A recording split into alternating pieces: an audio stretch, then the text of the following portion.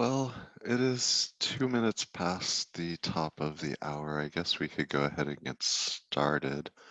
Although, as I say that, there isn't a whole lot on the agenda other than if anybody who wasn't at KubeCon, which at the moment all of us were, giving a little bit of recap of discussion there. Although Jordan, you were giving a session at the same time, but we could chat briefly about that if there's any questions, and then the KEP working it towards finalization to share out more broadly are the main things on the agenda.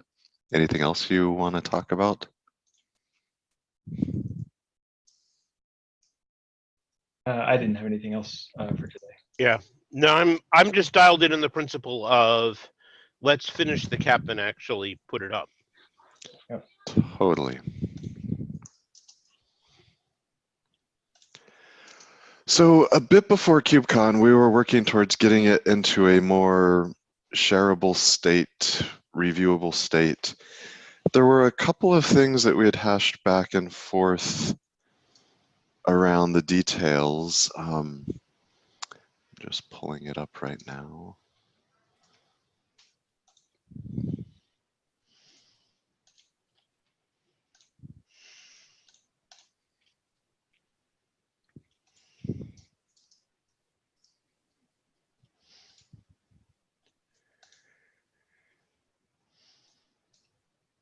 So initially we'd wanted to get a little more meat into the summary, motivation, goals, non-goals. Yeah, we have that now though. Yeah, I feel like that is there. The other open in my mind had been around version skew, and I think we hashed that out the last time we met before KubeCon. Mm-hmm. Yeah, so the main thing that is missing from here is sort of all the costs around release engineering. That is what's going to be required in order to have in additional version of patches and of importantly of automated tests. Yeah, and on the test side, I don't think, I mean, I've previously asked, well, and I guess we do have a Googler on the call. I've previously asked some Googlers about specific costs there and haven't gotten specific answers.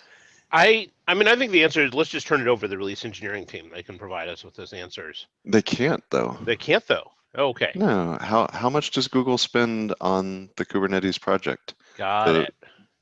The rest of us don't know on the hosting side of things. Okay. Well, that's actually a question for, what is it? Working group Kate's infra. Infra. Yeah, Kate's infra. We had sort of envisioned a year ago as this group was starting up that we would have more concrete data because that transition had happened more by now. It's ramped up again. There's motion and things are looking in a more positive direction for activity, but it's not done enough to measure the cost of CI on a branch. Yeah. Okay. So my perspective is let's get done everything that we can get done in this working group and then put this up as a draft KEP and start asking for feedback from the other groups for the information we're missing. Having specific questions. So that's a specific question and tagging in a specific working group or SIG to answer that question. Yep. Yeah, I don't know. I would defer to them. So I'm looking through here and there's like a sort of set of things. So there's a whole bunch of stuff we need from release engineering and Kate's infra that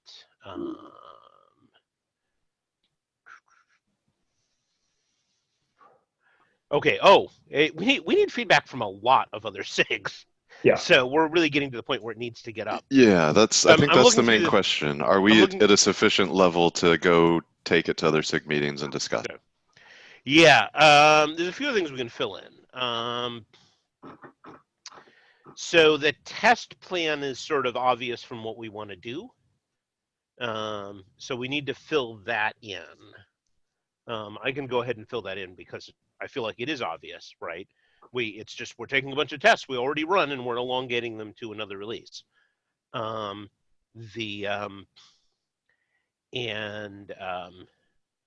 it says graduation criteria is another thing that's not filled in yet. Again, I don't feel like this is controversial. I think that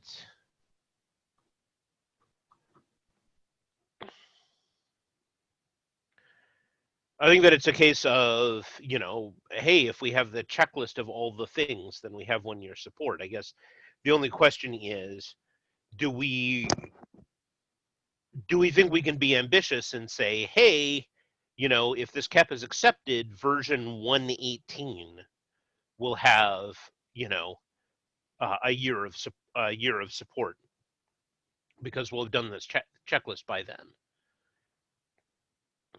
I don't see a really strong reason to do that, and I can see ways it could backfire. Particularly if this ends up hung up on the, hey, this is actually going to fall.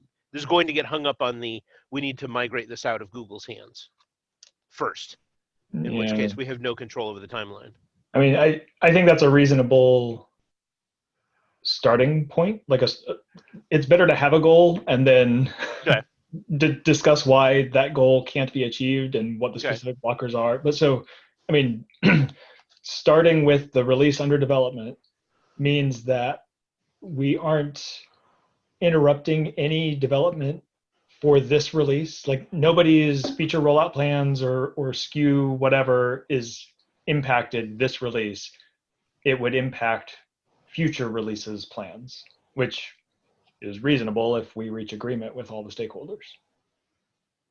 So basically, if 118 is the release that will become the 4th supported release once 19, 20, 21, once 21 gets cut, that gives in my mind, a very reasonable runway for planning out impact to features and SKU and test and release processes and all of that. Okay. So I would like to have a concrete ask for a concrete release. Okay. And say, let's do this. And if it absolutely doesn't work, tell us why and what's blocking it, and we'll go from there. Okay. Well, I mean, I would say then the answer is we want to pick like 118, or if we're not feeling ambitious. Well, in 3 months we can get the KEP accepted or not, right? Either it's going to be accepted or it's going to be tremendously redrafted. So we would take 118 and say, hey, the goal of this KEP is version 118 will have, 13 months of patch support. Right. Okay. So can anyone think of any reasons not to go with 118 as the concrete target?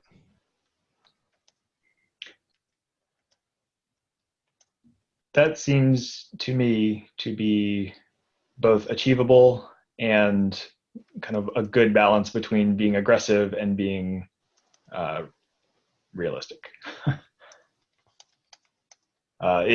I think asking people to sort of retroactively change timelines for things that are already in progress by saying, oh, well, we would like 117 or 116 to sort of stick around for a couple extra, or for an extra release. I think that will be difficult. Yeah. Also, I think we don't want to lose the momentum, and we don't want people to forget about what we're planning about. So 118 makes, it puts it on the roadmap saying, okay, the next goal is 1.18. It also has the benefit of meaning that all of the releases in 2020, starting in 2020, would have this level of support. So if we're talking about aligning on annual schedules, supporting 118 through basically first quarter of 2021 is, I think, a nice place to start. Okay. Cool. So let me go through a few of the other things that we have heavily commented or undecided in the KEP to see whether or not these are things that we need to finish up before we propose it and start getting markup from other SIGs and working groups. One of them is API stability. So there's a bunch of commentary in here about API stability and version skew. One of the interesting sort of corollaries to this would be currently, as Tim points out, we only test that kubelets are sort of compatible with a one version gap between them. So in other words, the 118 kubelet is compatible with the 116 kubelet. And there's a question of whether or not we need to elongate that. And whether that has to be a requirement of this KEP. If we don't, and if we do, there's potentially a lot of work and extra testing, et cetera, involved there. If we don't, we're going to end up in the situation where some users decide that 1 year of support means that they do their upgrades by leapfrogging an entire year of versions, if you follow me, with no guarantee that that will actually work.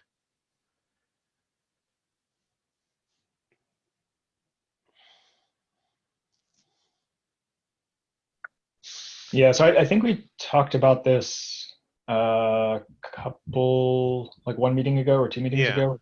And the kubelet API server skew seemed important to maintain. Okay. Otherwise, it's sort of not meaningless, but it's not nearly as useful to say you can upgrade at this cadence, but as part of that upgrade, you need to upgrade all your node pools twice to be supported. Mm-hmm. That's expensive and disruptive, and I think significantly diminishes how useful this would be. Okay. I did talk with some of the SIG-Node folks at KubeCon about this, so this is on their radar. And the initial feedback I got was that this seemed to make sense and was reasonable. So there weren't big red flags or concerns there, but need to get official acknowledgement in the KEP from them. Yeah. Okay. There's some other stuff. Test infra and testing. I think we need to fill some of that out, but I think it's pretty obvious what's required there. One of the things this is going to fall afoul of is the fact that our upgrade tests are still crappy. And not really extendable, if you follow me.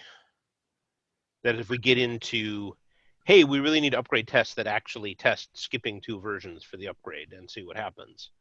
I think we may find out that it's easier to write new upgrade tests than to try to modify the existing ones. Yeah, I agree with all of those statements. I think that is a parallel effort. Yeah. To this. I think the tests we have are insufficient today, and so I would like to see those improved regardless of what happens with this. I think we did start at them as preconditions, and we decided that we want to keep this KEP light in terms of what it is proposing, because then it would start, the proposal will add other elements saying, okay, we're not only opposing this one, but we're also saying, okay, we need to do this. Okay. And then we have this last thing in here. We have this section that got added, well-defined and predictable path from alpha, beta to stable. Whatever meeting this was added in, if it was added in a meeting, I don't understand why that's in this KEP. Not that it's something that's not needed, but I don't see it as related to the 1 year support period.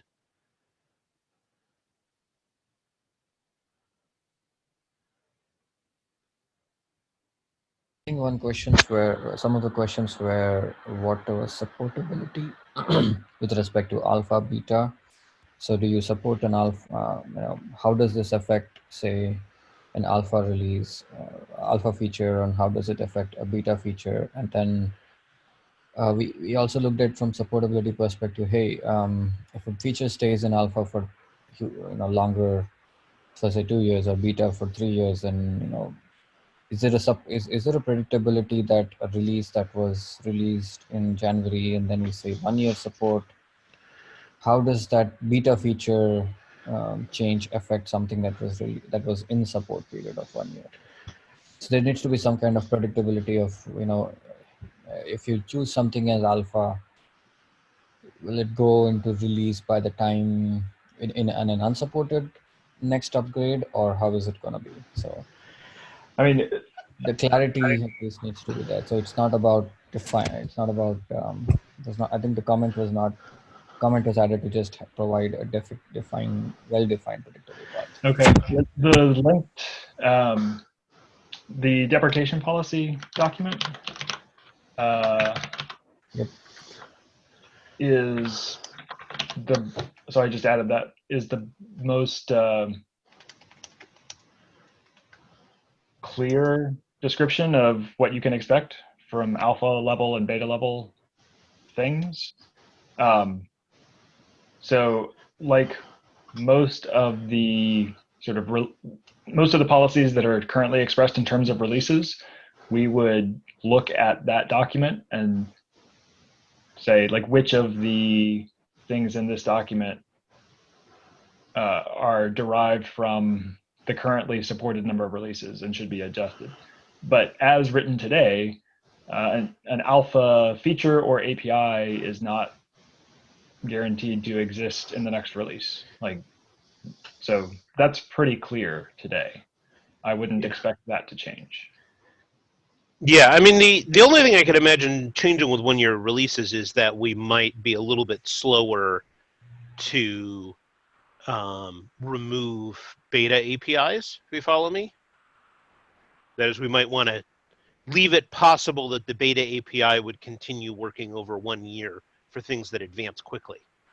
Yeah, I mean, we already have a 3 release deprecation period for beta. So if you assume it's introduced in 1 release and sticks around for a couple before it's either graduated or deprecated, then you already have a greater than 1 year period of a lifetime. Right.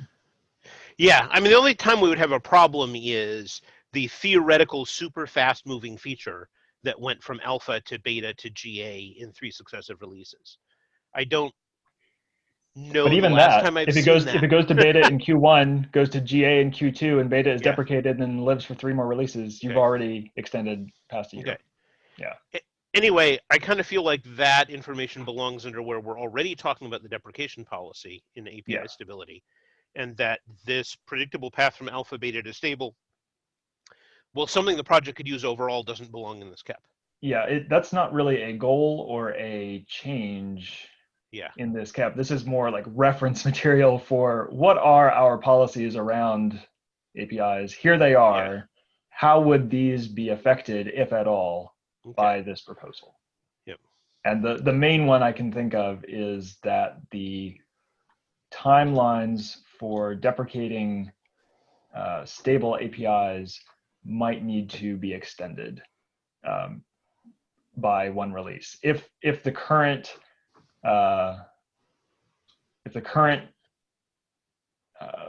requirements are derived from the number of releases we support, 12 months or 3 releases, whichever is longer, that might need to change to 12 months or 4 releases, whichever is longer.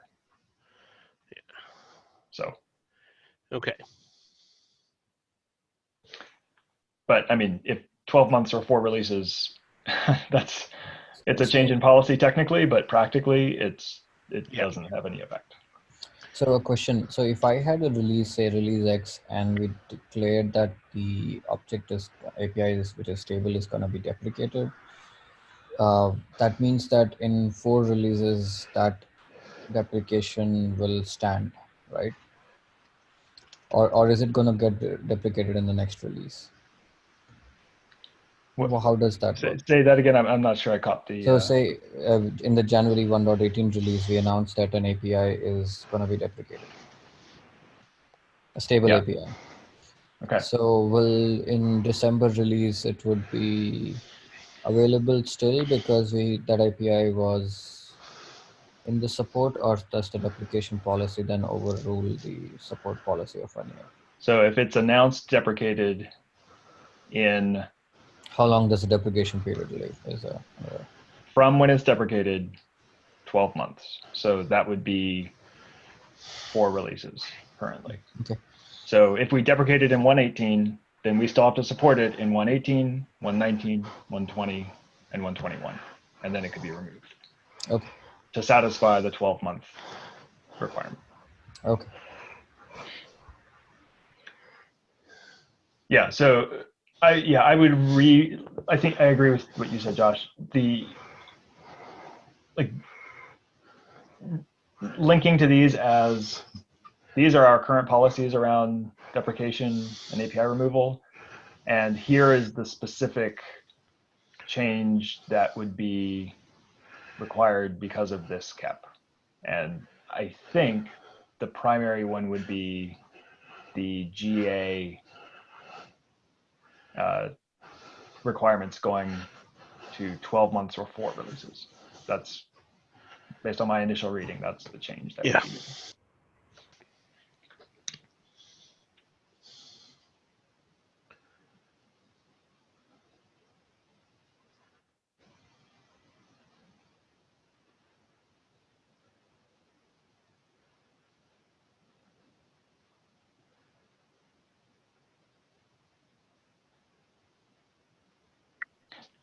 I actually have a 12:30 meeting, so I need to drop off at 12:30. If there's something else we want to, any other open questions we want to get to real quick. I've been trying to update the document as we chat. I feel like it's useful to, like, these are all questions that one might raise. So as we think it out loud, having these written for the reader, I think is useful versus just removing them from the document. Yeah, that's fair. And there's decent categories like alternatives or drawbacks or like references or the alternatives section is, I usually fill that out in my caps with, here are all the things we thought about and then decided not to make part of the cap.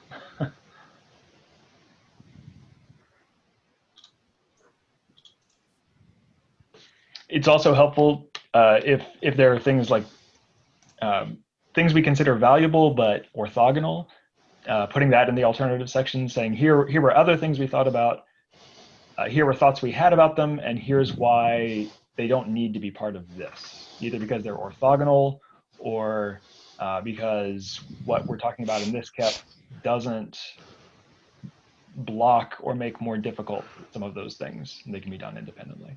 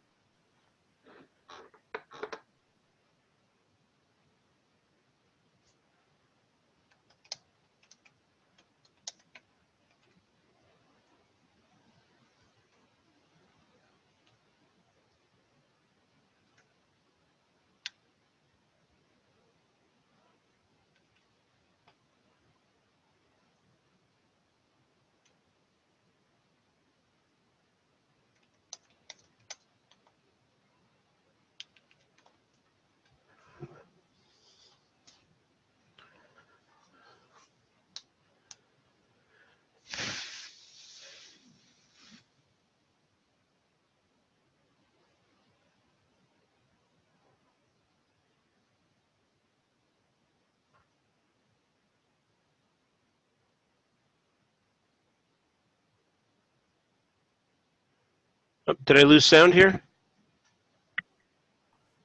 Not for me. No, Okay. Just reading and typing. Okay. Cleaning a few little question things.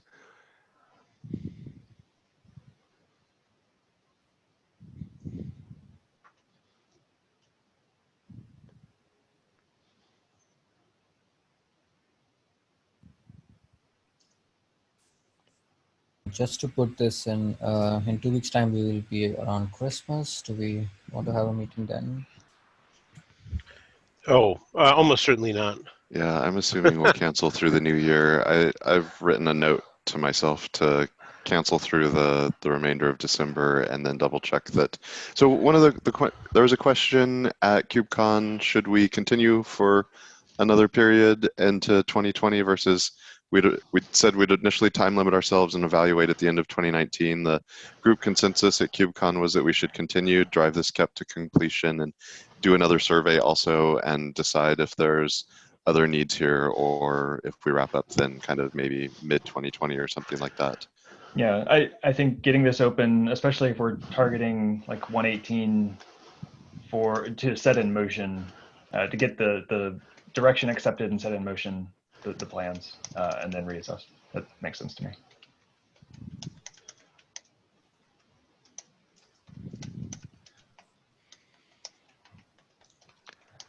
All right, I need to drop off.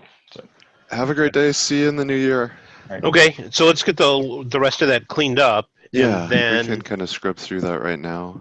And then go ahead and post it, and like personally ping the SIGs and working groups that we know we need immediate feedback and additions from.